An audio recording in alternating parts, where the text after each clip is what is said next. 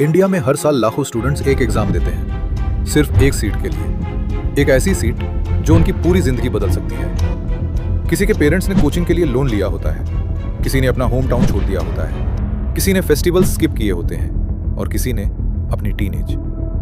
Doctor बनना India में सिर्फ एक प्रोफेशन नहीं है, ये स्टेटस है, रिस्पेक्ट है, सिक्योरिटी है। और इसी ड्रीम के लिए हर साल 20 लाख से ज्यादा स्टूडेंट्स नीट का एग्जाम देते हैं। लेकिन इमेजिन करो, तुमने 2 साल तक रोज 10 से 12 घंटे पढ़ाई की, सोशल मीडिया डिलीट कर दिया, फ्रेंड्स से डिस्टेंस बना लिया, प्रेशर, एंजाइटी, फियर सब टॉलरेट किया, और फिर एग्जाम के बाद तुम्हें पता चले कि पेपर शायद पहले ही लीक हो चुका था।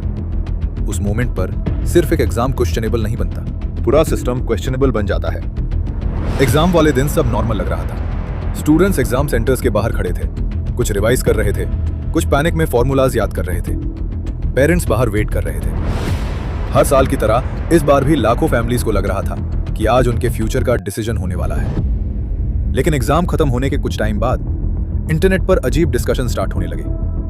कुछ students unusually high marks discuss कर रहे थे, कुछ रिपोर्ट्स सेम सेंटर से मल्टीपल टॉपर्स की बात कर रही थी।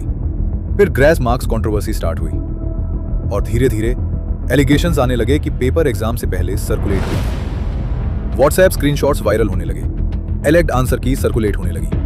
कुछ जगहों पर रिपोर्ट्स आई कि पेपर्स जलाए गए थे और सडनली एक नेशनल लेवल एग्जाम पर ट्रस्ट हिलने लगा।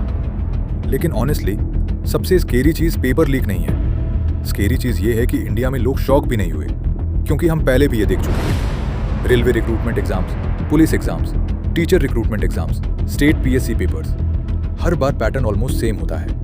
पहले एग्जाम होता है, फिर लीक एलिगेशंस आते हैं, फिर प्रोटेस्ट होते हैं, फिर इन्वेस्टिगेशंस, फिर कुछ अरेस्ट्स और फिर सब नॉर्मल। और शायद वही सबसे डेंजरस पार्ट है। हम स्लोली करप्शन को नॉर्मल मानने लगे हैं। लेकिन एक पेपर लीक सिर्फ चीटिंग नहीं होता, ये एक्चुअली एक बिजनेस होता है। ऐसा बिजनेस जहां डेस्परेशन सेल होती है। इंडिया में कॉम्पिटिटिव एग्जाम्स सिर्फ एग्जाम्स नहीं रहे, ये एक इंडस्ट्री बन चुके हैं। करोड़ की coaching industry, paid test series, hostel businesses, private batches. और जब एक एग्जाम के अराउंड इतना पैसा सर्कुलेट करता है, तब करप्शन का रिस्क ऑटोमेटिकली बढ़ जाता है, क्योंकि जहां प्रेशर ज्यादा होता है वहां शॉर्टकट्स का मार्केट भी ग्रो करता है। सोचो एक स्टूडेंट को, उसके पेरेंट्स मिडिल क्लास हैं, उन्होंने सेविंग्स कोचिंग में लगा दी। घर वाले हर कॉल पर सिर्फ एक ही क्वेश्चन पूछते हैं, प्रिपरेशन कैसी चल रही है। वो स्टूडेंट प्रेशर में पढ़ रहा होता है, कॉन्स्टेंट कंपैरिजन, कॉन्स्टेंट फियर। और फिर अगर उससे लगे कि किसी और को पेपर पहले मिल गया, तो उसके दिमाग में एक डेंजरस थॉट आता है, क्या हार्डवर्क एक्चुअली इनफ है भी। और यही पॉइंट है जहां प्रॉब्लम सिर्फ एग्जाम की नहीं रहती, सोसाइटी की बन जाती है। क्योंकि जब यूथ सिस्टम पर ट्रस्ट लूज करने लगे, तब फ्रस्ट्रेशन डेंजरस डायरेक्शन में जा सकता है। स्टूडेंट्स बिलीव करने लगते हैं कि सक्सेस मेरिट से नहीं, कनेक्शन से मिलती है, कि ऑनेस्टी स्लो है और शॉर्टकट्स पावरफुल। लेकिन सच बोलो, क्या प्रॉब्लम सिर्फ पेपर लीक है या सिस्टम ऑलरेडी ओवरलोड हो चुका है। एक कंट्री जहां करोड़ ऑफ स्टूडेंट्स सिर्फ कुछ लाख सीट्स के लिए कंपीट कर रहे हैं, वहां प्रेशर इनसेन होगा ही। बच्चे 15 से 16 की एज में कोचिंग फैक्ट्रीज का पार्ट बन जाते हैं। सुबह क्लासेस, फिर टेस्ट, फिर रैंकिंग्स, फिर कंपैरिजन, और धीरे धीरे एजुकेशन लर्निंग से ज्यादा सर्वाइवल गेम बन जाता है। लेकिन सबसे इंपॉर्टेंट क्वेश्चन है, क्या पेपर लीक्स रोके जा सकते हैं? आंसर है हाँ, लेकिन उसके लिए सिर्फ स्टूडेंट्स को नहीं, सिस्टम को चेंज होना पड़ेगा।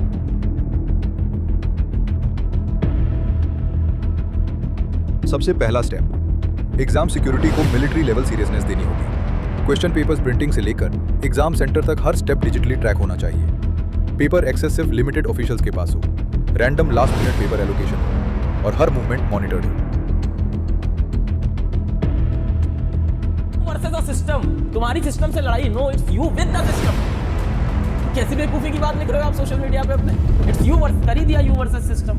It's a system that is compromised, it's you versus the system. तो पेपर लीक क्यों हो गया? आप ये तो बताओ, कहाँ सिस्टम में गड़बड़ थी कि पेपर लीक हो गया? आप ये तो बताओ, आप एग्जाम के पहले क्यों इतना स्मार्ट बन रहे थे कि एक पूरी प्रणाली है, कुछ नहीं हो सकता, पेपर लीक नहीं हो सकता। और जब फर्स्ट इंस्टेंट आपको एग्जाम के पहले अंदेशा हो गया था पेपर लीक होना, तो आप पेपर क्यों नहीं चेंज कर रहे थे? और ऐसा तो है नहीं देश में पहली बार पेपर लीक हुआ है। ढीले कपड़े पहन के आओगे, पैजामा पहन के आओगे, जूता नहीं पहनोगे तुम, तुम घड़ी नहीं पहनोगे, तुम जैकेट नहीं पहनोगे, तुम जेब नहीं होनी चाहिए बहुत सारी, प्लास्टिक की बोतल नहीं ले जा सकते, ट्रांसपेरेंट बोतल होनी चाहिए पानी की। तो सारी चेकिंग, सारी पुलिसिंग बच्चों पे कर रहे थे और इनके सिस्टम के अंदर बैठ के जो पेपर लीक कर रहा था वो इनको पता नहीं चल रहा है। तो ये लीक नेशनल लेवल पे बहुत बड़ा लीक है और सिस्टम के अंदर के लोग इन्वॉल्व हैं। अब सीबीआई आई है तो प्रोब निकलेगा, कुछ बड़ा मसला इसके अंदर से निकलने वाला है। जो एनटीए चाहता है इस पे बात ना हो, चलो चलो हमने बच्चों के हित में फैसला लिया है, अगला पेपर देखते हैं। कोई बात नहीं बेटा, तुम्हारे 3 साल बर्बाद हुए, चलो चलो एक बार फिर से चलो। जिन्होंने ये पेपर खरीदा उन अमीरों को सजा मिले। ये कौन अमीर लोग थे जो अपने बच्चों के लिए पेपर खरीद के लाए थे, जो गरीब बच्चों के साथ अन्याय कर रहे थे? इन अमीरों को सजा दे। कोई कोचिंग वाला इन्वॉल्व उसको फांसी पे चढ़ाए। मैं यहाँ खड़े होकर बोल रहा हूँ, मुझे कोई डर नहीं इस बात का। फिर आप बोले हम जिम्मेदारी लेते हैं, तो अरे जिम्मेदारी कौन लेगा? आप ही तो लोगे। पुतिन आके थोड़ी जिम्मेदारी लेगा एनटीए पेपर लीक का। एक एग्जाम कराने में 1000 करोड़ 500 करोड़ खर्च होता है, अब फिर आप वो करोगे? अब इनके बाप के घर से तो जाएगा नहीं पैसा, और आपका टैक्स जाएगा ही, और क्या। नीट तो हम कैंसिल किए ही, नीट के साथ साथ एनटीए को भी रद्द कर देना चाहिए। एनटीए में ही हमें लगता है कोई ना कोई खोट है, इसमें बैठा अंदर कोई भेदिया है जो अपना दामन बचाते हुए इनडायरेक्टली बना रहा है। और हमेशा एक पेपर का देखिएगा, एक पैटर्न साम आ गया, किसी और स्टेट से लीक हो रहा है और किसी और स्टेट में उसका यूज हो रहा है। तो वहाँ पे हुआ तो चीटिंग होना किसी सेंटर पे, उसको तो कहीं चलो सेंटर को आप डिमांड कर दो, बट अगर लीकेज ही हो गया है, और ये इसलिए होता है क्योंकि जब एंटी पेपर देता है प्रिंटिंग प्रेस को, वहाँ पे बहुत सारे कर्मचारी होते हैं जो प्रिंट करते हैं, वहाँ से लीकेज हो सकता है।